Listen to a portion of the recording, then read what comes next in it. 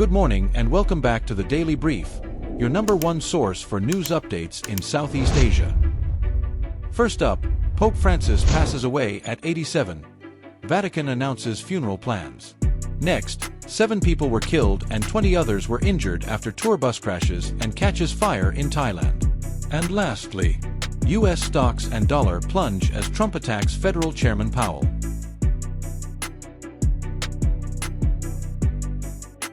Here is a quick look at today's local exchange rates for the Philippines, Thailand, Singapore, Vietnam, and Malaysia.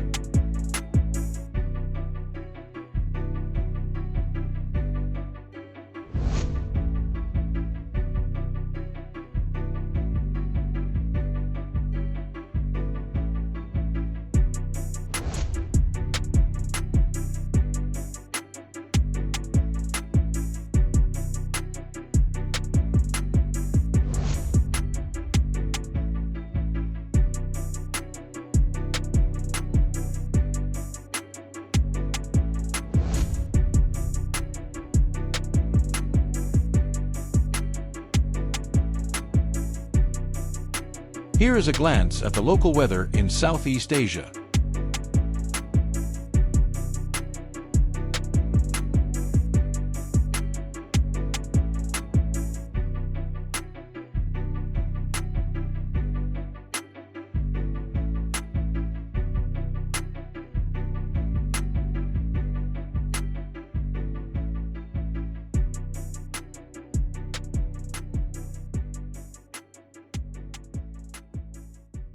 At 9:45 a.m., Cardinal Kevin Farrell, the Camerlengo of the Holy Roman Church, publicly announced the passing of Pope Francis from the Casa Santa Marta. His words were filled with emotion.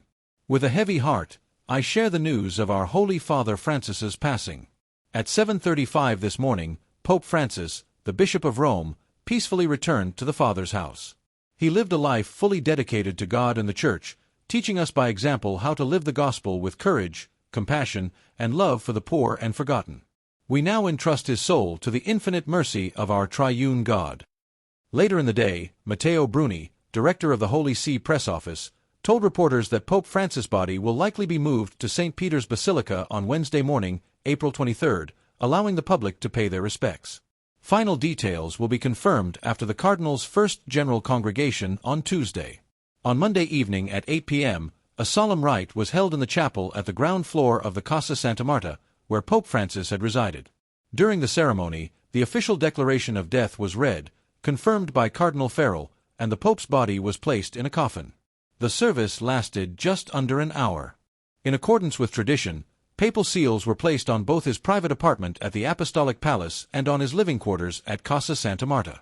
Vatican officials reported that by Monday evening, members of his close staff had begun offering their farewells. Pope Francis had been hospitalized on February 14, 2025, at the Gemelli Polyclinic Hospital after battling bronchitis. His condition deteriorated over time, and by February 18, doctors confirmed he had developed bilateral pneumonia. After 38 days in the hospital, he returned home to continue treatment at the Vatican, but his health continued to decline. The Pope had a long history of respiratory issues. In 1957, while still a young man in Argentina, he had part of a lung removed due to a severe infection.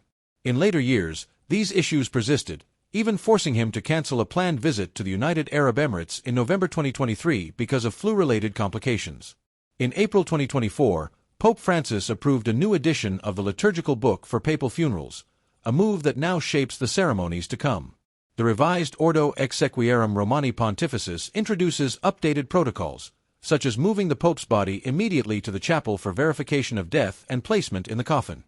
According to Archbishop Diego Ravelli, the master of apostolic ceremonies, Pope Francis had personally asked that his funeral be modest, focusing on faith in the resurrection of Christ rather than status or power. The revised funeral rites, Archbishop Ravelli explained, highlight that the Pope is, first and foremost, a shepherd and follower of Christ, not a figure of worldly power. A deadly road accident in the early hours of Monday claimed 7 lives and left 20 others injured when a tour bus collided with 2 trucks and caught fire in Thailand's Prachinburi province. The bus, operated by 407 Patana Company, was traveling from Nong Khai in the northeast to Rayong on the eastern coast. Around 2 a.m., while descending a hilly section of Highway 304 in Na Di district, the bus reportedly lost control and slammed into the rear of 2 lorries. According to Pole Lieutenant Kal Sawafa's Furapasjabunchu from Wang Kandiang Police, both the bus driver and his relief driver died on the scene, along with 5 passengers. At least 20 other passengers suffered various injuries and were taken to nearby hospitals. Initial findings suggest the cause may have been brake failure, a recurring issue for the bus operator, which has a history of safety violations. Witnesses described the bus speeding downhill moments before the impact. One truck driver, Lamsant Phuongphu, who was driving behind the bus, said it appeared to be moving unusually fast and struggled to slow down before the crash. He and several other motorists rushed to assist passengers as the bus caught fire, helping as many people as possible to escape before flames engulfed the vehicle. This crash follows another tragic incident on the same stretch of highway just weeks ago. On February 26, a bus carrying local government employees from Bang Can province overturned during a study trip, killing 17 people and injuring over 40 others. The repeated accidents on this route have raised concerns about road safety and vehicle maintenance standards, especially among interprovincial transport operators. U.S. stocks and the dollar took another hit as President Donald Trump escalated his criticism of Federal Reserve Chair Jerome Powell, branding him a major loser for not cutting interest rates. In a pointed social media post, Trump urged Powell to lower interest rates preemptively to stimulate the economy, accusing the Fed chief of being too slow to react to economic signals. There can be a slowing of the economy unless Mr. Too Late, a major loser, lowers interest rates now, the president wrote. Trump's renewed attacks come as his own trade policies, including tariff threats, have contributed to recent stock market volatility and stoked fears of a potential recession. His ongoing feud with Powell, whom he appointed to lead the central bank during his first term, has only added to investor uncertainty. Despite their usual status as safe havens in turbulent times, the dollar and U.S. government bonds have also come under pressure. The U.S. dollar index, which tracks the currency against a basket of major global currencies, fell to its lowest point since 2022. Meanwhile, yields on U.S. Treasuries climbed as investors demanded higher returns to hold government debt. Global markets were subdued on Tuesday morning. Japan's Nikkei 225 and Australia's ASX 200 both dipped about 0.1%, while Hong Kong's Hang Seng Index declined by 0.5%. In contrast, gold surged to a record high, as investors flocked to traditional, safe haven assets amid growing economic uncertainty. Spot gold prices surpassed $3,400, £2,563 per ounce for the first time on Monday. Trump's criticism of Powell isn't new.